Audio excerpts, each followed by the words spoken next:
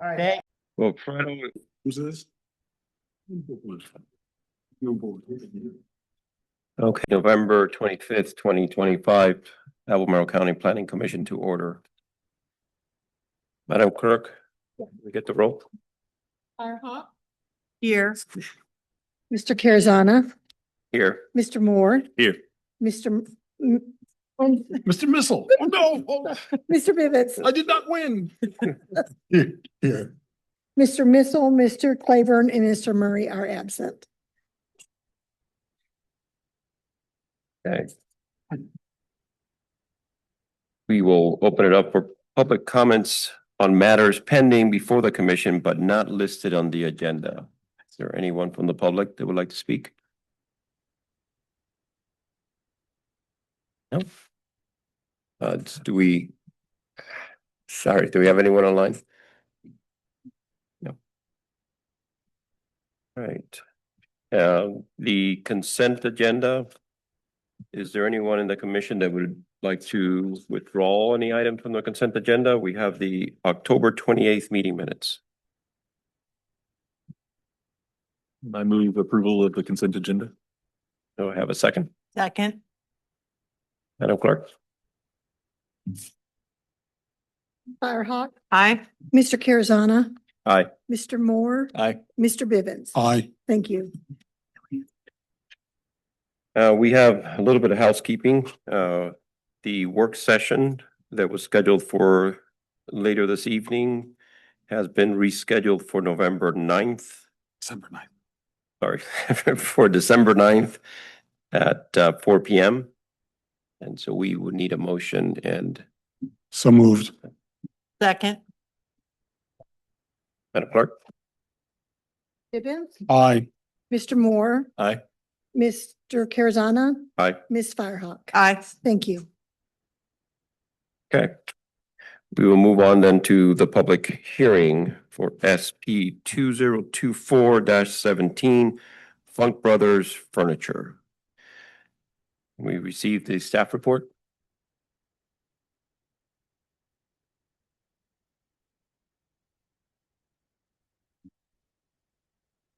Good evening. My name is Jared Tate.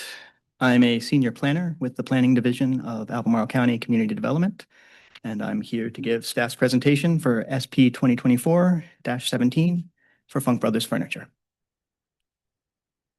The existing parcel is just over 3 acres in size and is located at the northeast corner of Richmond Road and Moose Lane, approximately 4.5 miles east of Pantops and across Route 250 from the Rivanna Village development. In its current state, both the building and the parcel are vacant and underutilized.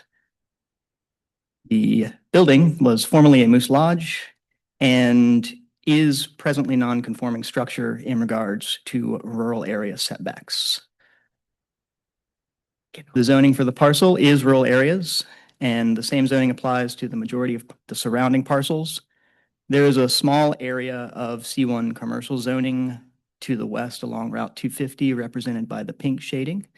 And there's also the neighborhood model district zoning for Rivanna Village across Route 250, represented by the green shading.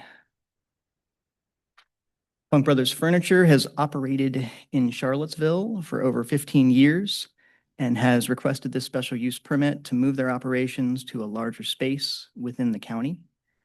They have requested the SP for a gift, craft, and antique shop with a particular focus on the craft shop use. Section 3.1 of the zoning ordinance defines a craft shop as an establishment wherein handmade goods are offered for sale. Under their proposal, the existing structures on the parcel will remain and be reused. The applicant proposes to remediate existing infrastructure as needed for safe use of the site, as well as to add landscape screening adjacent to Route 250 and Moose Lane. Additionally, they propose to use the portion of the existing building that is farthest from the neighboring properties for their active operations in order to further limit potential impacts to adjacent properties. As noted earlier, the existing building is a non-conforming structure in relation to rural area zoning setbacks, and at its nearest point is approximately 17 feet from the adjacent residential property to the east. The applicant does propose to repair and maintain a screening fence that exists along that property line, and new plantings are also proposed to provide additional screening between the two parcels. Special use permits are evaluated against the factors for consideration as outlined in section 33.40 of the zoning ordinance. Staff believe the proposed SP will not be detrimental to adjacent parcels, will not change the character of the nearby area, will be in harmony with the rural area zoning district, and is consistent with the comprehensive plan. Staff has identified two positive aspects of the proposal, those being that the proposal is consistent with the review criteria for special use permits contained in the zoning ordinance, and that no detrimental impacts to adjoining properties are anticipated. We have also identified one concern, that being that the existing structure is non-conforming to setbacks. However, a use buffer and screening will be provided to mitigate this concern. In summary, staff recommend approval of SP 2024-17 with the following 5 conditions. I'm now happy to take any questions that the commission has. Commissioners, any questions for staff? I have just a couple questions. First question, is the applicant the owner of the property? They are the owner of the property, though I will let them explain that arrangement. Okay. And then the second question, it was the prior owners, I guess the fraternal order that constructed the building too close to the property line. Was our setback in existence when they constructed that building? I am not certain that building was constructed in 1965 by county records, so I'm honestly not sure what the standards were at that So time. it's possible we didn't even have that standard back then. It's very likely. Okay, thank you. And that house certainly was not. Oh, and the house was not there at that time too. The adjoining property was just a field, and it was just woods at that time. No other questions?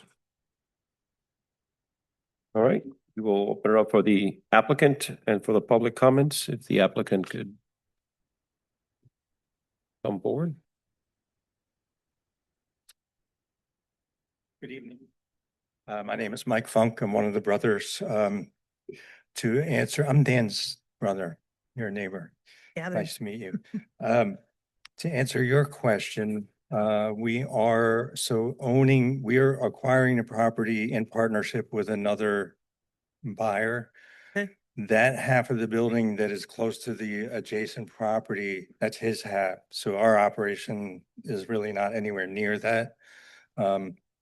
But we have proposed that 50-foot setback voluntarily. And then I think we're also doing a firewall in there in the building too, just to separate more from the other half of the building. That 17-foot setback, I think that was established, that building was built before the next door neighbor's house was built. I think it was just woods or maybe part of the Moose Lodge. I don't know for sure, but I guess it wasn't a concern in 65.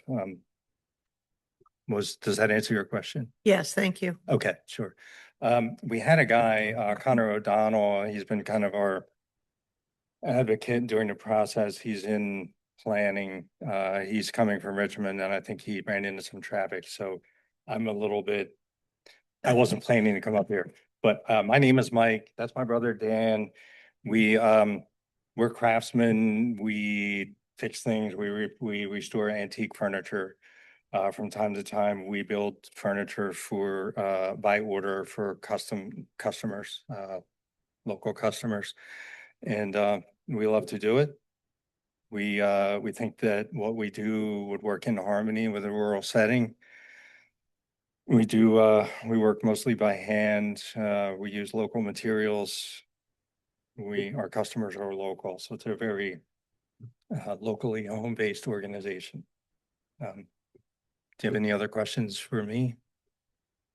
Any question for the applicant? I have a few, and this is just sort of clarity on the piece. I'm glad you said what you said about that you're going to have two sort of primary functions in that building, sort of under two different ownerships.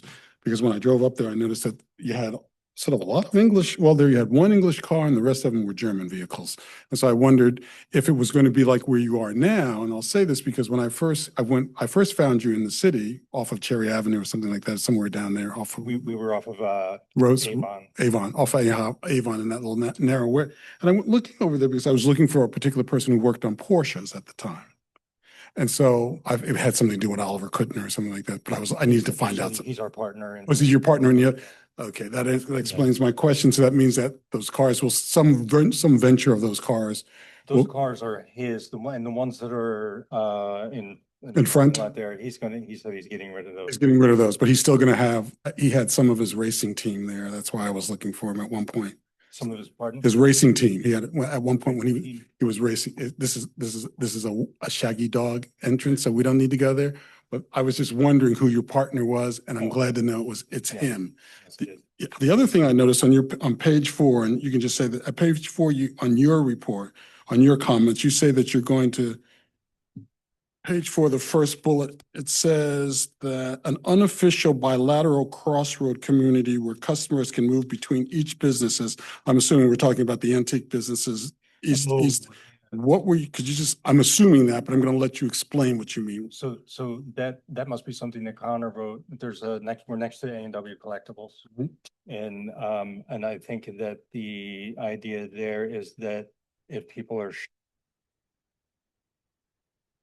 the 250. So apparently on the Moose Road, they can come behind there. There's an access road that goes through their property and intersects with a Moose Lane. Okay, And then they can come into our parking lot without going out onto 250. that's what I thought. Thank you very much.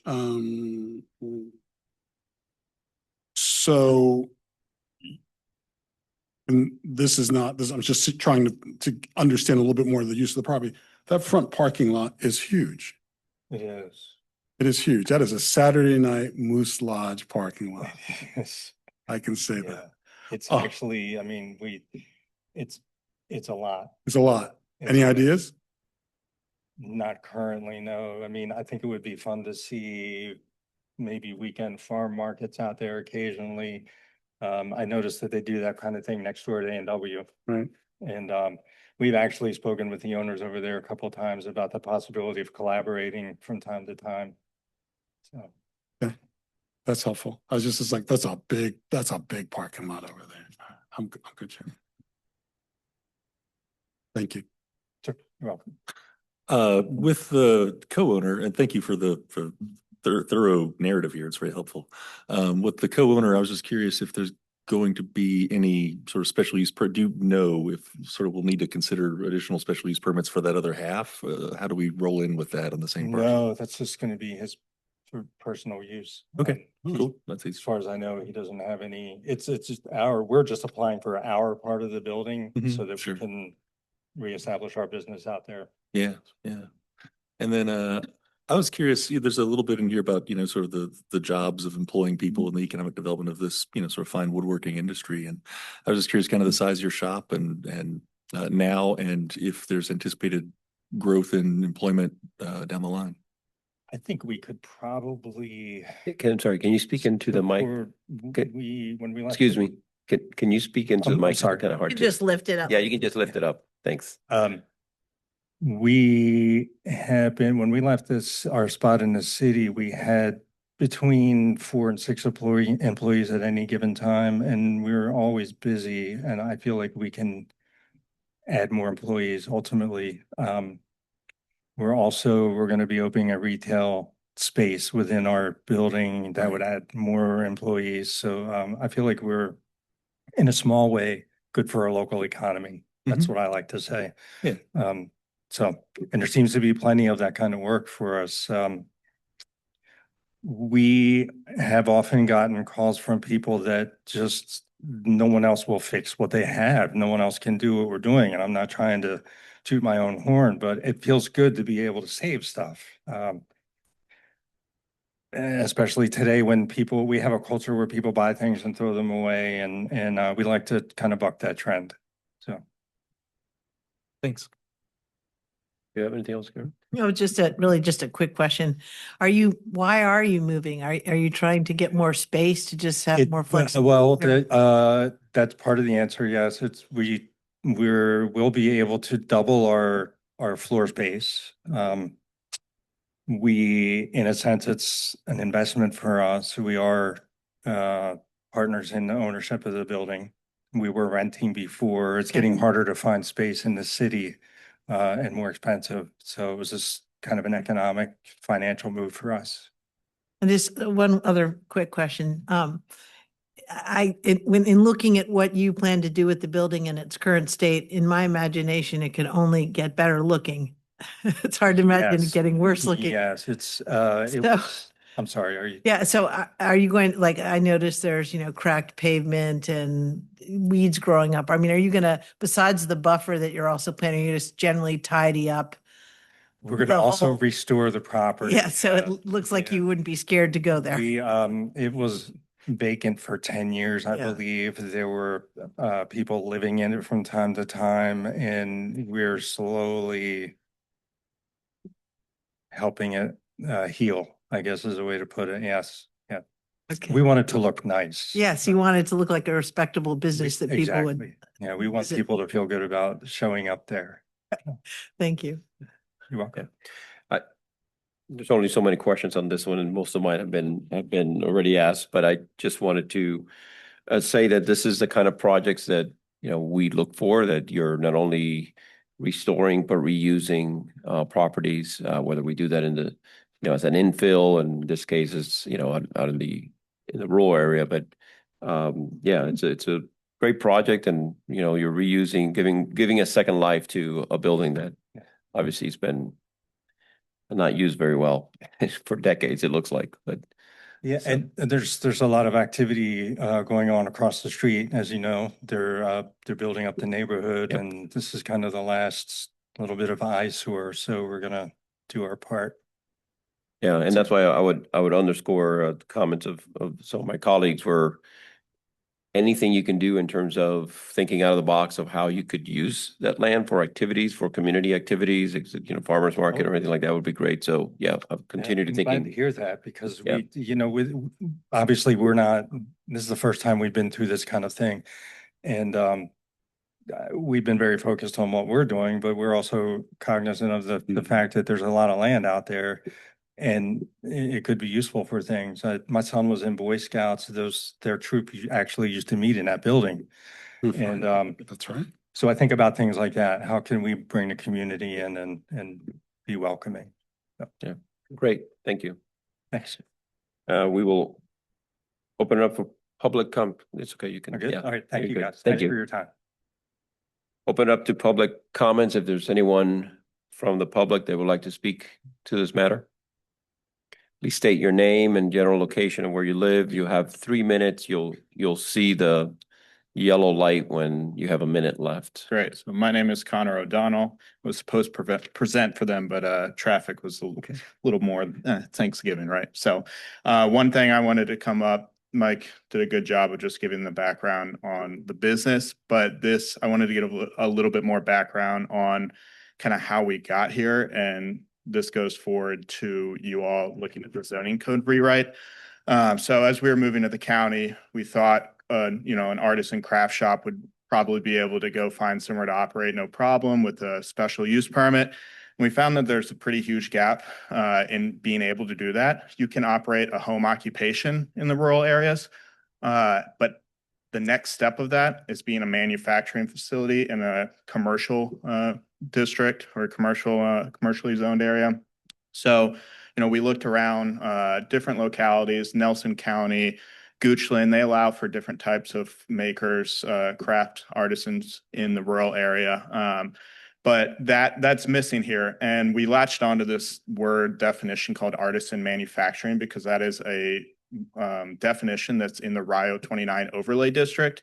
And it's perfect for, expanding to the rural areas. So when we started all of this, we started actually trying to move forward with the zoning text amendment first, to try to establish artisan manufacturing in the rural areas. But with the zoning code rewrite, this was almost a year and a half ago now.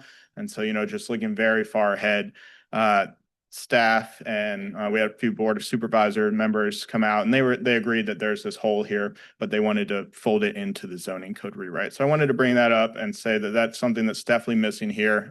Supervisor Malik was very supportive. She remembered the Monticello Artisan Trail from the early 2010s. And how the county helped businesses, kind of the more home occupation businesses, learn how to go through the zoning, the tax parts of this business. But definitely a huge gap here. We're kind of wedging into this craft shop with the help of staff, but it has not been easy. And so as the zoning rewrite comes in front of you, I ask that you look at artisan manufacturing. Again, a definition we already have in the zoning ordinance, and try to move that over to the rural areas so that we can have, artisan cabinet makers, blacksmiths, woodworkers operate in these areas without having to jump through so many hoops. Thank you. Anyone else would like to speak to this matter? Madam Clerk, is there anyone online? No, sir. Okay.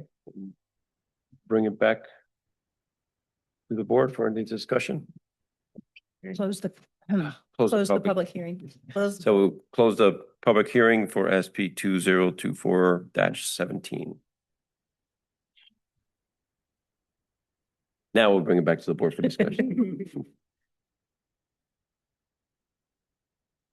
I don't have much to discuss. I think it's an appropriate use for that location. And they did mention in their application also that they were trying to use local materials such as locally sourced wood. So that's something we're all about. It makes sense for rural area, and it's very accessible in its current location for customers to come by. So I don't really have any concerns with this. So I'd be willing to make a motion. Does anyone else want to make any comments or anything?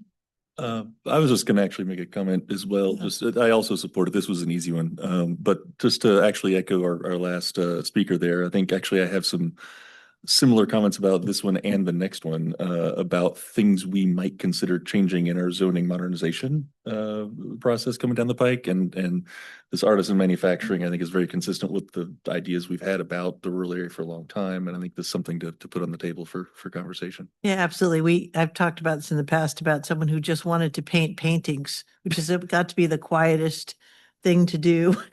And people were really concerned about the fact that once a month, one person might come and visit them. It just seemed ridiculous. And at the time I said we really needed to update our code. So I still support that. Thank you. I mean, I was looking for the road as you were saying that, because I was remembering sort of the neighbors who, I was remembering the neighbors who were put out because this woman was a painter. And she might have an open house once or twice a year, and like 6 people came, but this was sort of and anyhow, I agree. I think if there's a way for us, I'm gonna pivot to something. So I think there's a way to pivot to a different way of doing commerce. I'm probably one of the few people in the room who's ever been to the Moose Hall when it was a Moose Hall. And so I went. I can speak to the fact that I went there for a ceremony for a neighbor who received his green coat. That's a story. We can talk about it another time. But it's emblematic that the reason that this building is open for these individuals is because the population of individuals in our community who that was a natural place for them to fellowship. That population of workers, that population of individuals has diminished to a point that there's only a Moose Lodge in Waynesboro and Louisa. And so that's talking about the shift in population in our community. And as we do that shift, then I think we need to be thinking about what are the other opportunities that we can bring. And I think artisan working artisan home is a different kind of community. As a different kind of community, is a different kind of economic set of values. And so I absolutely support this. And I find it interesting that for the applicant, when you talk to your partner, Mr. Kuttner knows how to do farm markets because a portion of his property in town is used for a farm market on the weekends. So he knows how to get that done, and he's someone who understands how to navigate sort of the rules and the things that sort of set us apart. So I would say I think this is a good use of this property. I'm glad to see that Moose Lane will remain Moose Lane, and we're not going to change it to some sort of go fast speed racer lane. Funk Lane would be kind of fun. No, I like Moose. It could be Funky Moose. It could be the Funky Moose, and then you could create some music for that. But no, I support it too, Chair. A question for staff. I thought we had some conditions. Yes, we do have some conditions of So approval. we need to, I think, amend. No, it's just something with the commissions. So we just need to accept the You could say with the condition that's conditions recommended by staff. recommended by staff. Yep. Okay. We'll just add that to it. Although I will say, I do think it's sort of, I've talked about this other places. This is not like the sidewalks. This is sort of, this building has been there for years. Mhm. And now because someone built next to it, they're the ones who have to deal with the boundary. It's just like, some of that just doesn't make any sense to me, but I understand. This is what you gotta do. We have to cite our current code. Yeah. All right, well, if there's no other comment, I move to recommend approval of SB 2024-00017 Funk Brothers Furniture with the conditions outlined in the staff report. Second. In discussion? Further discussion? Madam Clerk? Okay. Ms. Firehawk, Aye. Mr. Carazana, Aye. Mr. Moore. Aye. Mr. Bivens. Aye. Thank you. Thank you, sir. Appreciate it. You as well. To the Board of Supervisors. Yes. Thank you. Thank you. And I also have a two-pager handout on artist command. Good for over there. Thank you. And now we are moving on to CMA 2025-115546, Three Notched Road. May we have the staff report, please?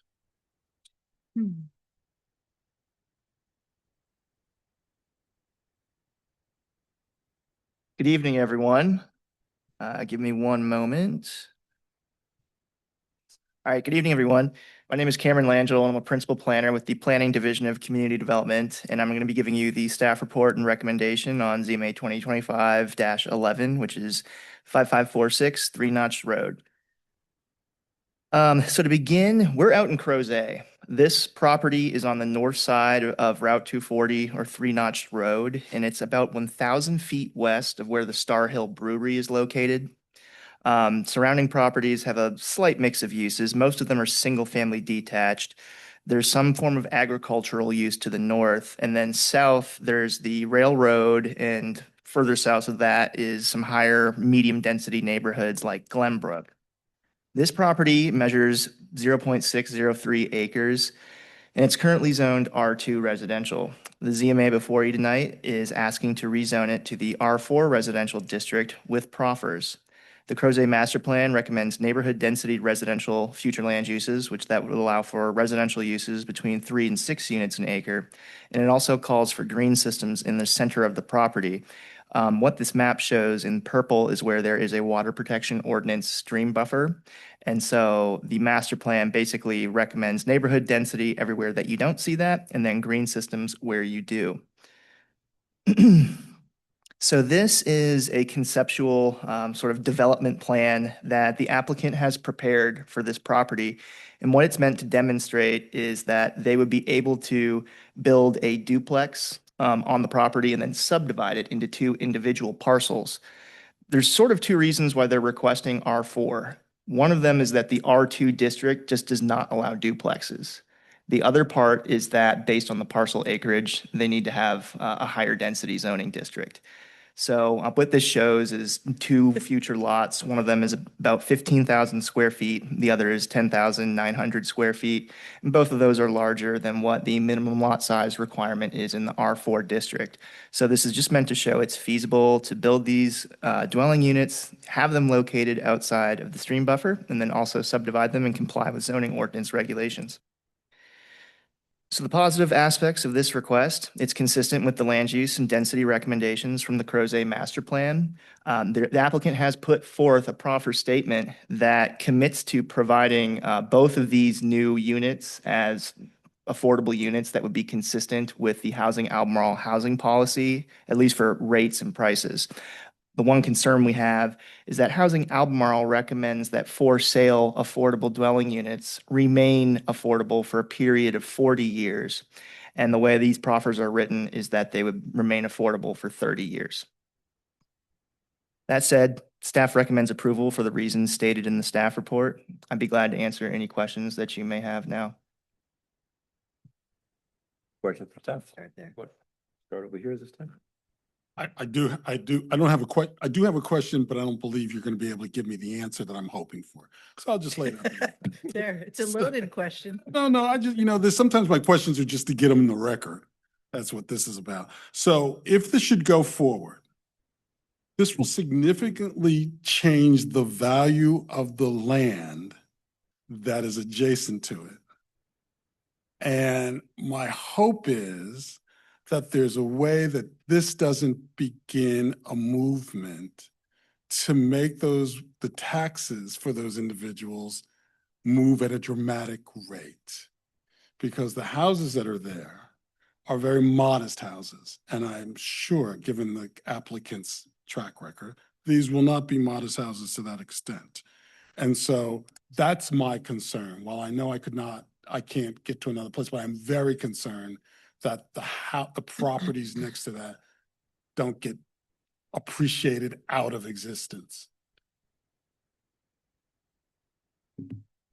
Well, I'm not the county assessor, so it's hard for me to speak with great authority on this. But I'll make a stab at it. It's one differential will be different zoning districts between the adjacent ones and this. Obviously, those parcels that are either side of it won't have the right to, have extra dwelling units there. So while the renovation of the building may raise the value of the structure that's on the property we're talking about tonight, the zoning for the adjacent ones will remain the same. So I would assume that would keep them in line with, what they have the capacity to do on that land, which will be lower than this parcel. So I would think that it will not affect the assessment values of those adjacent properties significantly. Thank you. I had a quick question too with the affordable housing policy that we passed a year and a half ago. Is that about right? Does this proposal then qualify for the property tax discount or no? I know it's usually for 10 units and up, but if they're opting in. That's not part of this request right now, but they might. The housing office just evaluated the proffer statement and what commitments were being put forth by the applicant. And they said, yes, in terms of the affordable price rate that we have in Housing Albemarle, this would give 100% of the new units, which is just two, but both of them would be affordable. So Sure. So my question, if you can't answer it, the applicant can, but I assume these are two houses that would be constructed for sale? that's my understanding, correct? Because the way the proffer is written is it says for sale. So then, most mortgages are for 30 years, not 40. And the way that Habitat for Humanity is structured is they have right of first refusal for these properties. It says that in the application. So if someone owned it and after 30 years, when their mortgage ends, that would be the time they may want to sell, then Habitat would either acquire that or they would be able to get a similar property somewhere else. So even though it is the 30-year period and not the 40, the way that Habitat has structured their sales, there will still be somewhere in the county, if not those, two affordable units as a result of creating this. So I don't think it's a concern because it's going to continue it indefinitely, as long as there's a Habitat for Humanity. And what happens if it's a 50-year mortgage? There is no such thing that I'm aware of. Right. I have a question that I'm gonna ask staff, but I'm also gonna ask the applicant. I'm just wondering in the conversations, 'cause one of the things I noticed is the range of 25 to 80 is percent of EMI. It's a pretty big range. So I'm just wondering if there was some conversations with staff in terms of trying to get to a particular percentage of EMI instead of this large range that is in the application.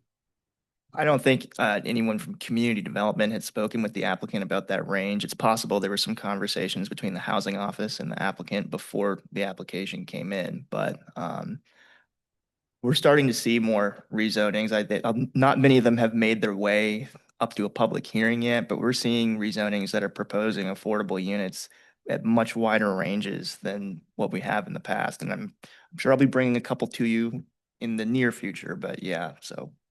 Okay, well, we'll ask the applicant because I'm just interested. I mean, that's a pretty wide range of 20. It's great to see 25, but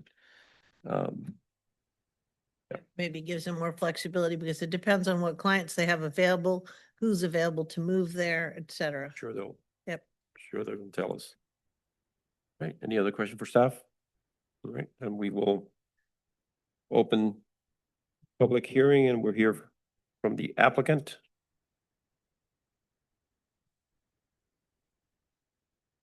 On the other side.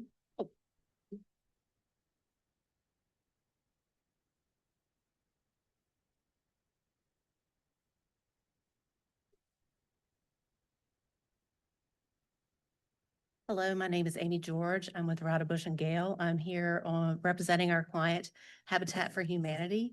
I'm with the president and CEO, Dan Rosenwig, David Schmidt, who's the chief construction officer, and Amanda Harlow, who's the residential planning and design manager. As Cameron stated, this is a 0.6 acre site. It's a small site. Habitat was approached to buy the site from the owner with with the dream of having this as 2 units on the site. Currently, the house that was there is no longer there. It was falling in, so it has been removed.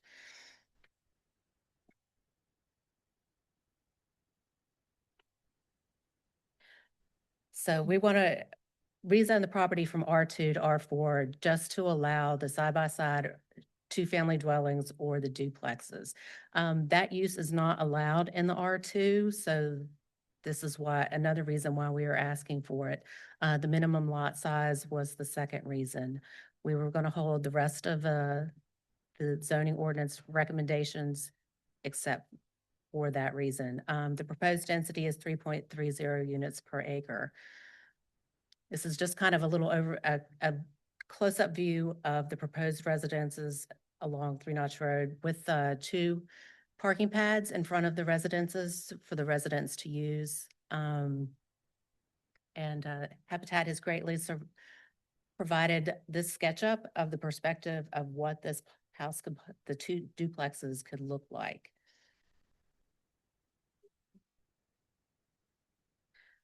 And Cameron didn't mention this, but Habitat has actually been approached by a potential collaborator with the Beaver Creek Hill property.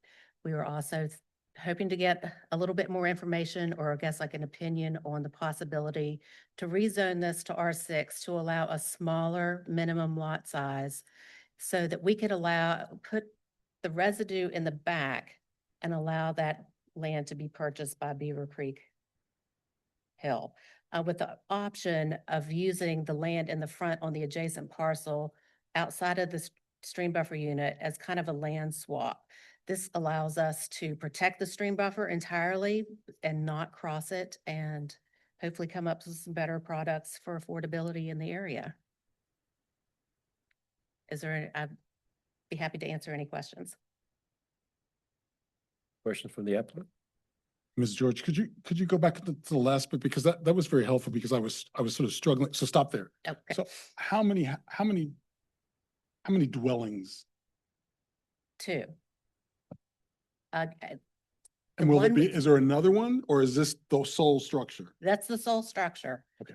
Their one unit is the 3 windows in the front on, On the 29 side? on my right side. And the Okay. other one, I guess, is the longer unit, and that's the But second now- unit on my left. And so the property line, if we were divided, goes in the middle of that. Right, So it goes right. through the wall. Okay, okay. Yes, yes, it does. Okay. Like a usual duplex. See, that's so, this is so how urban I am. When someone says a duplex, I think this way. I don't think this way. I think that way. And if you said a triplex, I would have thought that. Okay, I thank had you. That, Not thought about the vertical use of. yeah, that just, so that's very helpful. I understand. Now, if you could go back to go forward one. Yeah. Yes. So the one that had the water feature or the. Buffer? No, the water. Oh, the water meter, buffer, thank you. Stream buffer. the stream buffer and The the, stream buffer, the green, but I want to see the big one, the big picture, photo of that. Big image. There was a big image there. yeah. Now, if I'm wondering, we've had those new things about what the Army Corps of Engineering is saying. How often does this actually turn into a water feature? This is actually at the headwaters of the stream buffer itself. If on Cameron's slides, it actually did show it ending, I think about 2 lots over. So this really is the headwaters for it. Helpful. Now, thank you, I understand. But we're not making a decision about the back part where they want to No. have this. No, smaller lot. this was just kind of Not to enough. throw out the idea, the possible collaboration in the future. Okay, but we're only ruling on whether these two structures can be here at this higher density. Yeah, That's not, okay. right, that's not Yeah, for okay. us. That's not. Just not a want to definition. clarify because I got confused. This is Dan. State your name. Hi, I'm Dan Rosenzweig. I'm the president and CEO of Habitat for Humanity of Greater Charlottesville. Thank you all for generating a quorum on Thanksgiving week. Appreciate that. Yeah, just to clarify for that, now ideally what would happen tonight is that you recommend approval of R4. And potentially a side note to supervisors that if something could be worked out with the adjacent neighbors, that you don't have a problem with it going to R6, provided the density doesn't change. The only thing that would change at R6, we would proffer the density staying at 2, but it would allow us to create a bigger area in the back that we could potentially swap for the adjacent property right next to it, which we tried to get. So we could do something, maybe have a little bit more space to do something a little bit more creative. When I say the one next to it, the one plan right as I'm looking at it, on 240, it's owned by the owners, the investors of the big parcel behind it. Okay. They purchased it solely to have an option to get back there. They don't ever want to build that road. We tried to acquire it from them. We can't get it until they find an alternative there. So what we were thinking, R4 would be fine. R6 ultimately would be better because we'd have a little bit bigger poker chip to play to try to exchange for the piece next to it to create affordable housing. So we'd be fine with an R4 recommendation, potentially with a side note that said if the supervisors were willing to go to R6, that might make it even better. if that Let makes me sense. ask a follow-up question. So I don't understand how you access the back part of that lot. You can't. Right, you can't. So I don't understand how it's a legitimate swap or a buildable spot. It would be buildable by the owners of the parcel behind it, should they get access from a different location. They've been trying to get access to that location behind them through Firehouse Lane. And they have struggled to get that.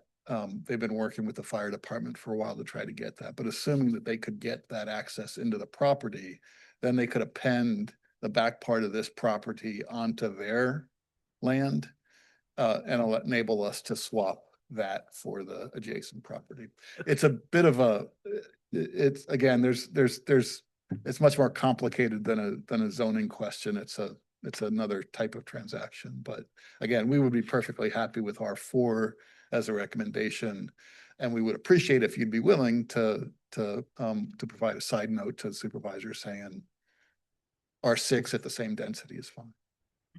I just want to remind the commission that this was advertised only for a rezoning from R2 to R4. I understand And that. staff has not had an opportunity to review any proposal of an increase to R6. Yeah, it's not before us, so it's not something that I we'll- understand that. Right, and we'd assume it would need to be re-advertised for that, so.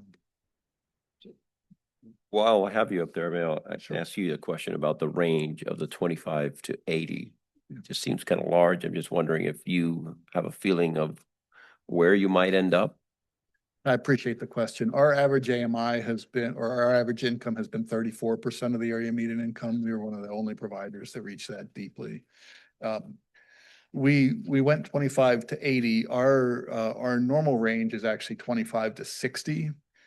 With special exception, a board can approve above 60, but that's typically when we're not just a builder, but we're a housing counselor as well. So we bring families in and they could come in at a low income and then we work with them. And ideally, after a year or two of working with us, they've increased their income. And so we set it to 80 in case a family comes in at 45 and does well and ends up at 65 by the time they go to buy it. So Oh, so that's very helpful. So I didn't appreciate that. So the range is really for the homeowner. There's there during that duration, because if they fall, So That's if they interesting. do better, they don't now not qualify for Right. the home they're in. but they're coming, so I guess, so that's helpful to know in terms of the kind of the life of that or the mortgage or of the homeowner.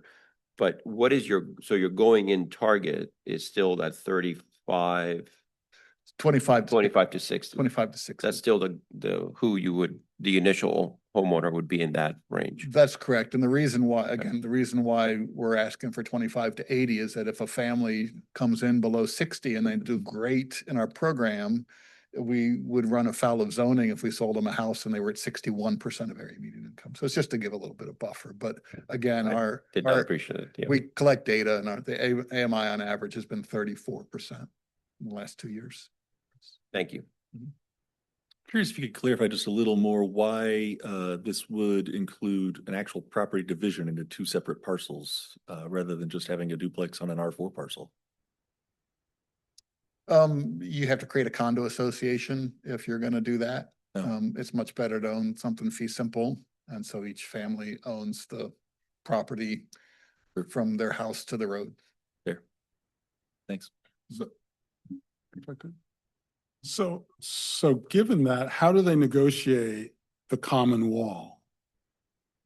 So if you have the property line go along the wall, is there, first of all, let me ask the question, let me back that up. Is there a shared wall between these two structures, or have you put a gap in them so that they each have their own walls? It's a fire rated wall with an air gap in between, so. With an air gap in between? Yeah. So there is gonna be they're gonna have to navigate, how do we deal with some of this stuff anyhow? That's So correct. whether or not it's We do escrow something called X-up. It's an external maintenance, Right. knowing that we do a lot of attached product. In families mortgage payments, they escrow money into a reserve account. And so, and then we have a contract with them. That money is escrowed so that when there's exterior maintenance necessary, it doesn't come out of their pocket, it comes out of the escrows. For instance, if we have to put a side property of that size, if they have to replace the roof, you're talking about $40,000-$50,000 then. Right, but And they will have escrowed for that. They will have escrowed that. And That's they'll what- collectively escrow for it. And so it doesn't get you in a position where if one person doesn't take care of Right. their right. siding, it affects the other property. Right, so the whole side, and so I'm imagining that Habitat stays involved in some way to help to navigate that. Because I would imagine that there will be times when those individuals don't see the need to make repairs in the same way. Exactly right. That's why we created the X-up program, and we run and manage so we run and manage the escrow program. You do, the Habitat does, Yes. okay.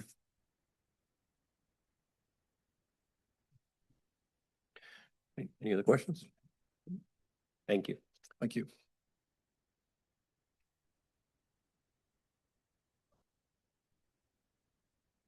All right, we'll open it up for any public comments. Is there anyone in the public that would like to speak to this matter? Please step up to the podium, take your name, area of residence, and you'll have 3 minutes. When it goes to yellow, you'll have 1 minute.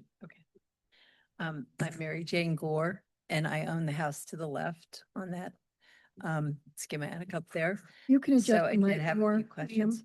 You Oh, can pull oh, it down more so it's, okay. and towards you, whichever's so it's Okay. easier for you. Yeah. All Thank right. you. You answered the question about setbacks. Do you know, it may be too soon to know if they're thinking of fencing in the whole side, or I don't, is that too soon to know? Whether there be fencing? We, Well, but, Mhm. well, Yeah. excuse me, why don't you ask your questions if you Yeah, wouldn't just, mind? you can and ask then the when- question, when address come it. back, we'll give you the response. Yeah, Thank there'll be opportunities for the, Along this side of the street, most people have a fairly narrow driveway, so I thought 18 by 18 and two of those seemed pretty wide to me. I just wanted to make that comment. So would the access to it also be an 18-foot, bump up from the road to the pad? I don't know. Yes. Is it on, right on the street is my question. It must be. And would landscaping be included is another thing, because right now the whole property has been raised except for the trees that you see there. I guess another question was there any other plan for any further units on the property? But now I see that there aren't plans for further units, but it might be some kind of an access to the big agriculture behind me. And I would not really be for that because it's a very peaceful neighborhood. And when they put multi-units up there, I'd like to be away from whatever access road there is. And right now they have one that's adjacent on the right-hand side. Yeah, I guess that's it for my questions or comments. Thanks. thank you. Any other comments from the public? Yeah, and just state your name and area of residence. My name is David Farrell.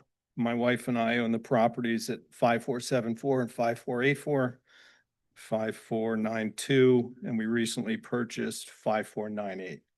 And I want to say I'm for the applicant here. I'd like to go on the record, though, as saying when we purchased 5498, the house was in fairly deplorable condition, and we recently took it down, similar to what the applicant's done on their property. We met with a senior planner and discussed the possibility of putting a duplex on the property, and we're sort of told in no uncertain terms that that wouldn't be possible. Since we own the property next door, we asked about adding 4/10 of an acre to the 6/10 that's on our 5498 and make it a by right R2, and we were sort of told that that wouldn't be possible either. So I'm just, as a member of the public, sort of concerned if another applicant is getting consideration that I didn't get. Secondly, I'm sort of interested to hear that they're interested in the lot next door. I think that's great. My wife and I, the properties down the street are some of the most affordable housing in Crozet. We're committed to helping Crozet have affordable housing, but I'm pretty certain the applicant will make that now an R4 property. Mr. Bivens, I think your point is well taken. Taxes are going to go up. I served for 5 years on the Board of Equalizations. I'll disagree slightly with Mr. Barnes. I see a precedent being set here. And I think these homes, these properties will now be looked at by potential buyers as upzoning possibilities, tear down the old structures. It's a very modest neighborhood. I think property is now being bought along here. I think the possibility of rezoning, this same sort of rezoning request will come up. I am in favor of this being upzoned. I think it makes sense between the old ConAgra and downtown Crozet. I mean, I think it's going to happen. But I'm surprised. I mean, I'm for it. I'm sorry it's going to happen, but I think prices are going to go up and taxes are going to go up also. And this is the type of thing that's going to happen. I'll say I'm putting up a modular home because it's the only thing that we could afford to try to keep it modest, to try to come in with some affordable housing. I would have loved to have been able to put up a duplex if I could have. And I've learned from this process and what's going on. And next time I'll come in front of the board. I'll talk to Cameron first. I'll come in front of the board and make a pitch to do so. So thank you very much. Anyone else in the public speak to this matter? Madam Clerk, no, Everyone no one online? Nobody online. If we could have the applicant now back to respond to some of the comments you heard. If I remember, one of the first comments was, I guess, the setbacks on the side there. This isn't, we've used the 10-foot setbacks because this is considered an infill lot. There could be fences along there, but it would not be Habitat that puts them up. It would actually be the owners of the lot themselves. I do understand her reluctance about like the landscaping. We are proposing 2 trees, one on each side of the property to kind of meet the ARB requirements for the entrance corridors. The trees in the back that are shaded the light green are actually existing trees that have been physically surveyed, located, and that's the approximate size of the drip line. Those were the largest trees in the grouping that were of any, I guess, consequence, anything greater than 6 inches in diameter of breast height. So I think I've answered everything. As for the upzoning on the other properties, there's a lot of stuff that I don't know to talk about with that, so. Perhaps you can ask a question about the parking area. The parking pads, actually 18 by 18, the normal parking space in a parking lot is 9 feet wide by 18 feet deep. So for 2 cars, an 18 by 18 parking pad would allow for 2 cars. It's the same width as 2 parking spaces in your regular parking lot. Any other questions? Thank you. All right. We are closing public hearing. And then we'll bring it back for discussion. Commission. Karen, do you want to start on your end? Or No, thank you. no, thank you. Mr. Bivens? So, you know, how do I say this? How can I not be for this project? But how can I not also say this is gonna do the thing that when we were talking about projects on the other side of the railroad tracks, that we sort of winced and said, yes, okay. So this whole area here, I mean, there's also some interesting thing. There's a lot of for lease signs around the Del Monte plant now. So if you hadn't noticed it, I don't know where they came from, but there's a lot of for lease signs on that property and I don't, Oh, for lease. for lease. thought you I don't said know. Police. No, for lease. For lease signs around the Del Monte property. I don't know what that means. I'm not going to speculate what that means. All I see is a lot of signs that say for lease over there. You know, when we talk about, I shouldn't say this, when people share with us, what are we doing to part of the heart of Old Crozet? This is one of those elements. This is one of those parts of Old Crozet that goes all the way up to Railroad Avenue, as many of you know, and then goes up, goes sort of more so to the north of the community as opposed to some of the changes that are going to the south of the community of Crozet. I think it's good that we're redoing these properties. I am fearful that we are also going to be moving people out of the property. I think the comment about these being places that would be ideal for upzoning or people who are going to purchase it and do the whole and change that whole set of housing there. I believe that will happen in some X amount of years. I won't speculate on that.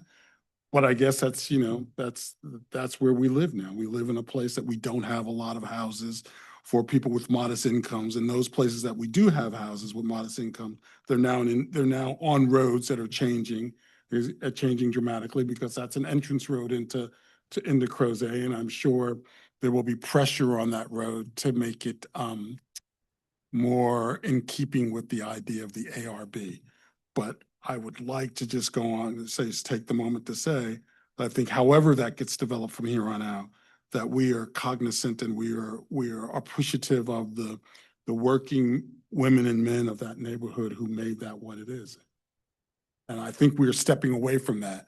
And that's a reality of what we're doing in our community.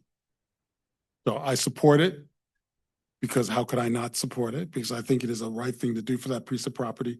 But I also know what we're doing as we start moving up that road. My comments, I do appreciate Commissioner Bivens is on this, that we have, as a whole county and the city certainly as well, made it much, much harder for people who work for wages to afford to live here. And that's a big problem that is well beyond the scope of a proposal for 2 homes. But I think that's real. I think if Commissioner Murray were here tonight, he would talk about how Crozet, a generation or a generation and a half ago, was like the redneck area, where like the blue collar workers at ConAgra lived. And it was, and now it's completely transformed in a lot of ways. I think with this one, it makes a lot of sense, not just because of Habitat's commitment to low income housing for these 2 units, but also just because if you look at the sort of math on this, with neighborhood density residential, very much fits within sort of, the rezoning potential. 3 to 6 homes per acre. Yeah, like 2 homes on 0.6 acres very easily fits within that range. So I don't have any problem with that. If anything, honestly, this is another one that I think about our zoning modernization work coming up, where we have a lot of R2, and R2 is pretty restrictive. I would love to see R2 be able to include granny cottages or duplexes or even triplexes in the future. And if we just change that definition of R2, that might be a simpler way to get more homes for people in our community. That's just something I'm putting on the table for future conversation. As Michael smiles at me with a wry smile.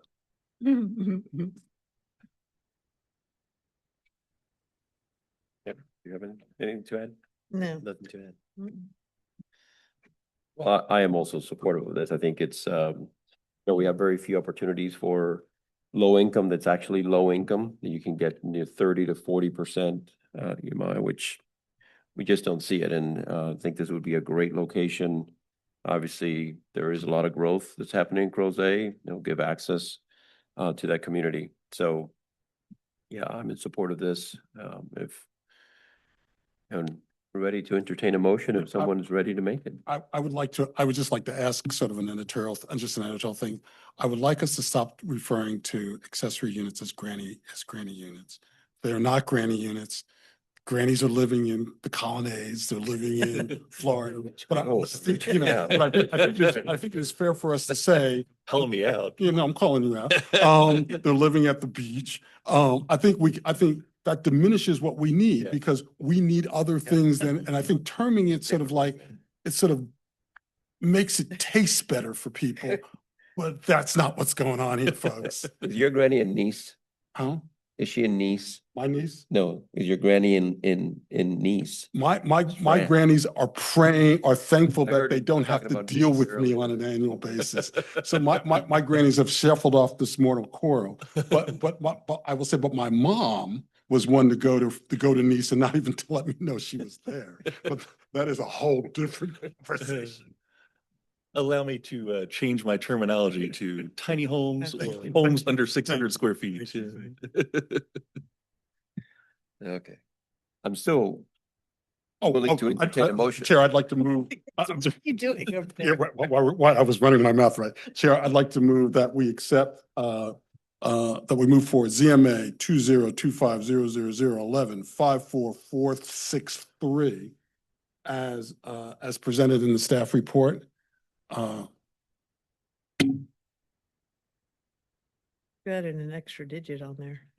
Did I really? 3 is the 3, not. Oh, you're right, fine. And then I will Minus strike the 3. Okay.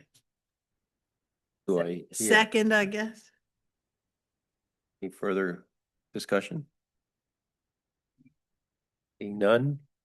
Mr. Bivens, Aye. Mr. Moore, Aye. Mr. Carazana, Aye. Ms. Firehawk. Aye. Thank you. Right. Thank you. Appreciate it. Okay, Mr. Barnes. Or actually, first, do we have any Committee reports? committee I reports? do have a committee report, actually. The CTAC, the Citizens Transportation Advisory Committee, met last week. We saw a presentation on sort of by request, we asked for sort of travel demand models for bike and pedestrian travel. About half the presentation was sort of limitations of the data because there's no comprehensive statewide data. The national surveys are very limited. The counting programs are sparse and inconsistent. And really all the travel demand models are built around car traffic. And it's very hard for those models to capture small improvements like crosswalks and trail connections and protected lanes, that kind of thing. That said, VDOT does use some localized non-motorized vehicle counts, and those have informed various projects in Alexandria and a new multimodal bridge in Richmond and so on. So kind of an interesting presentation. Most of the meeting actually was whether CTAC should continue. And we talked quite a bit about kind of the original purpose of a Citizens Transportation Advisory Committee, which is to inform and be sort of a engagement conduit for the long-range transportation planning process. And then between LRTPs, it's kind of like, what do we do? But we just have kept meeting every other month. And so essentially CTAC did ask for, there are a couple of options presented. CTAC basically wants to continue. It sees value in continuing to meet and be the presence, but ask for a little more time from the Campo for just, the real full recommendation. Okay, thank you. Any other reports? The How is Historic the, Preservation how's the historic Committee person? was Quorum, Back at that. not again. We're back to that. Yeah. You were doing well for a I while. know, we had so many members. I know. We still do. I just don't know where they all went. Mr. Barnes. Thank you, Mr. Chair. So the one meeting that we've had since we last met was on November 19th. It's a fairly light agenda for the board. They had a couple work sessions dealing with sort of fiscal planning over the next 5-year time horizon, as well as discussion of fiscal policy in the county. They did, however, review a special exception for basically a waiver to the setbacks for an access to a parcel that's going to be used to accept some clean fill. The parcel is out on 250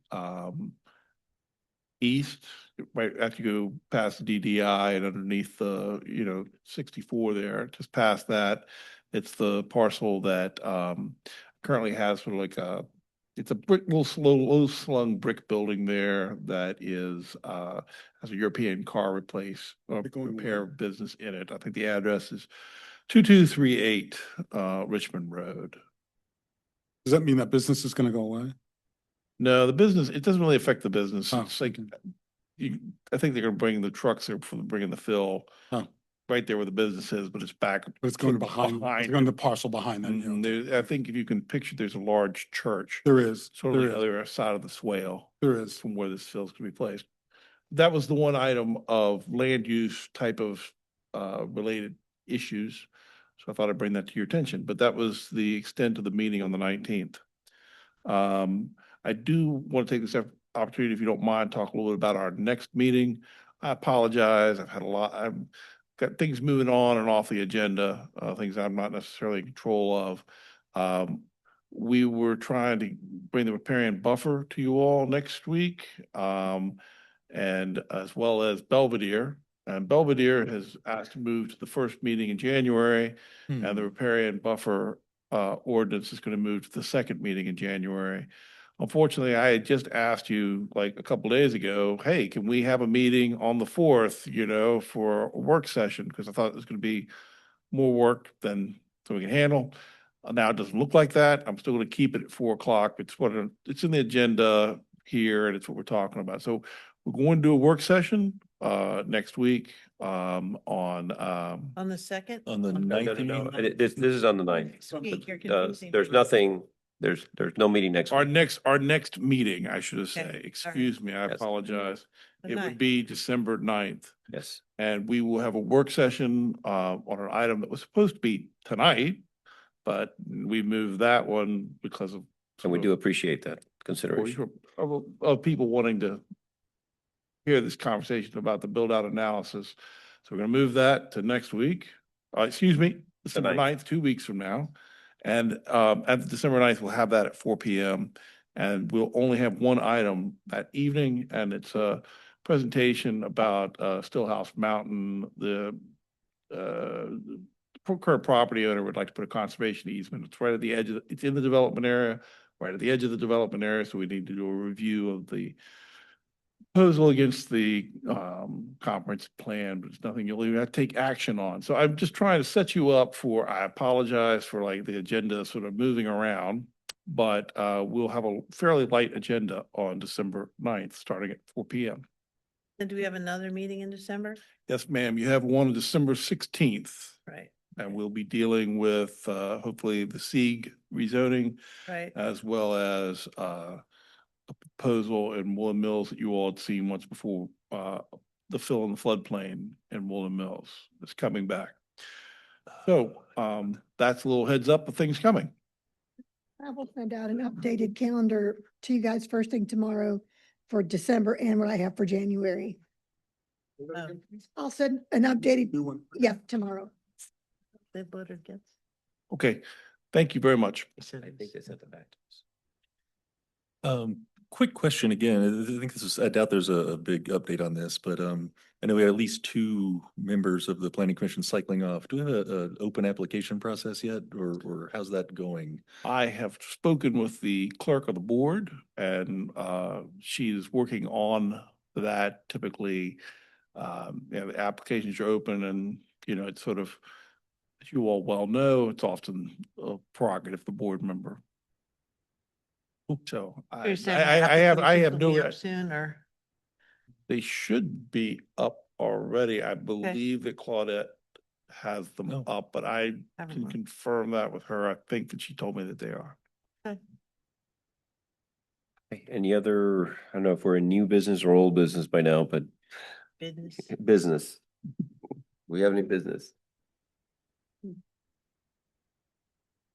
Okay. And no items for follow-up. So with that, I will adjourn the planning commission until December 9th at 4 p.m. Thank you. Thank you.